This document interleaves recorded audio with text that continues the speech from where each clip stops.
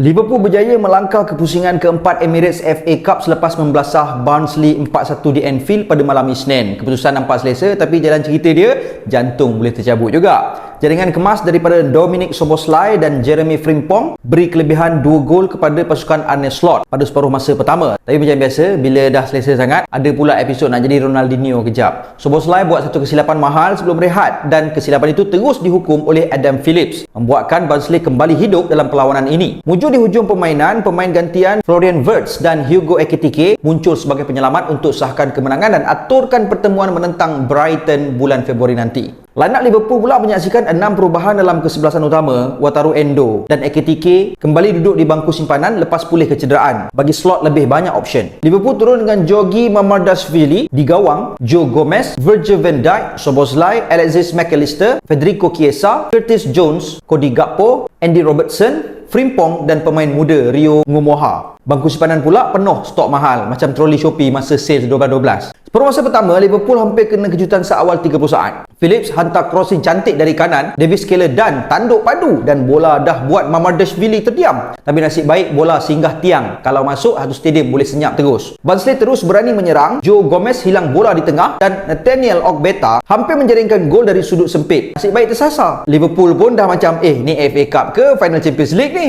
Tapi lepas tu Liverpool balas dengan kelas dunia. McAllister hantar bola lintang padang kepada Szoboszlai lebih 25 yard dari gawang. Tanpa banyak fikir, dilepaskan rebatan padu melengkung masuk ke tiang kiri. Murphy Cooper tak dapat nak buat apa-apa lah untuk bola tersebut. Walaupun Liverpool pegang bola lama, Barnsley tetap bahaya dengan serangan balas. Kelo Dunn sekali lagi hampir menghukum, tapi penyudah dia lari sikit. Jonathan Bland pula uji Mamardashvili dengan half volley, memaksa penjaga gol Georgia tu menyelam penuh gaya. Tekanan Liverpool akhirnya berbaloi. Minit ke-36, Frimpong buat kerja sendiri, lari laju daripada tepi, potong masuk dan sumbat rembatan kaki kiri padu. 2-0. Anfield pun lega sekejap je. Sebab sebelum rehat, Szoboszlai yang rajin kejar balik bola tiba-tiba buat keputusan pelik. Flick bola dalam kotak sendiri. Phillips tak tolak rezeki, terus jaringkan gol dari jarak dekat. Skor jadi 2-1 dan Slot mesti bergandai dalam bilik persalinan. Separuh masa kedua, Liverpool terus tekan. Crossing Ngumoha hampir disambut Curtis Jones di far post. Kemudian sepakan sudut pendek menyaksikan Virgil van Dijk hampir jaringkan gol, tapi bola singgah palang.